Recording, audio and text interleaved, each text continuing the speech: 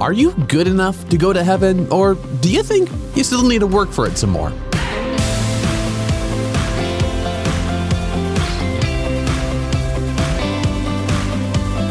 Hey, I'm Dylan, and you're listening to Unlocked, your daily key to unlocking God's Word in your life. In high school, I didn't feel like I was totally inside of my own friend group. Sometimes the others would have hung out and I never heard about it until it came up in conversation later.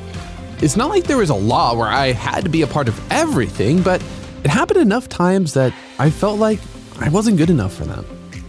Have you tried to be good enough for your own friends? Try to do things or buy things to show you are worthy of hanging out with?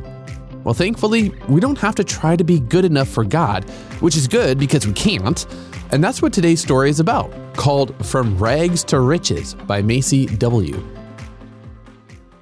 I squinted up at the castle as I waited for admittance to the feast.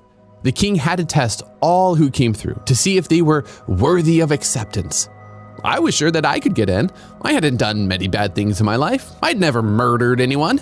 In fact, I'd done quite a lot of good things. I'd also saved up for a new outfit, one that was much better than my old work clothes. Surely the king would let me pass. I smoothed the front of my shirt. It was white, beautiful, and expensive. It cost me almost a year's wages.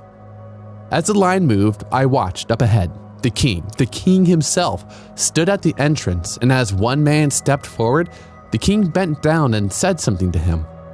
The man said something back, and the king shook his head. The man was dragged away.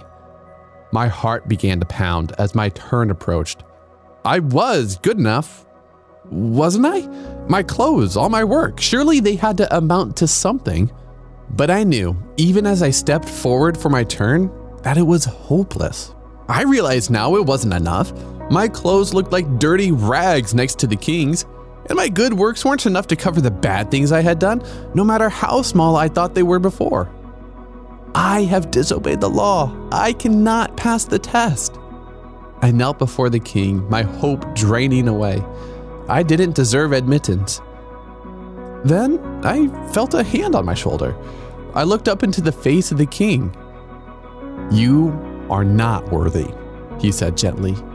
But if you receive my gift, I will give you admission. I blinked. But how can that be? The king smiled gently.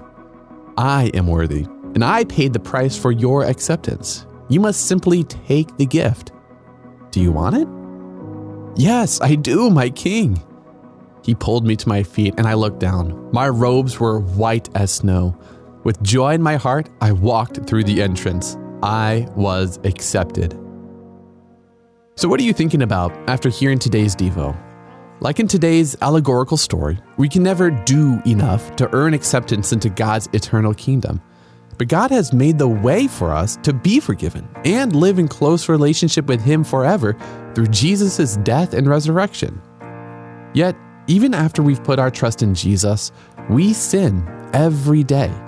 And every day, our acceptance is based on Jesus' worthiness, not our own. How does this truth reveal Jesus' patient, faithful love? Now, if you want to know more about that, you can go to unlocked.org and tap Know Jesus in the menu, or the Unlocked app and look for Know Jesus on the homepage there. Now, as you and I can read in Isaiah 64:6, all of us have become like one who is unclean, and all our righteous acts are like filthy rags.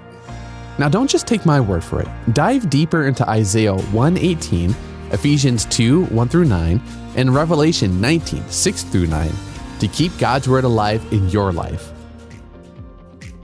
Unlocked is a resource from Keys for Kids Ministries, and another resource we have for you is the reading plans about specific topics. We got a couple in the Unlocked app right now, including the one we just released a few days ago called One Gospel, 4 Views. It's a series of unlocked stories curated from the archive to help you understand why the 4 stories of Jesus' life and ministry are different from one another. Maybe you didn't realize that, but there are some differences. Read these stories for yourself by downloading the Unlocked app from the App Store and looking for reading plans in the app. and come back for tomorrow's devotion with Natalie for at least one of the reasons why God lets you go through painful situations. But until then, I'm Dylan, encouraging you to live life unlocked, opening the door to God in your life.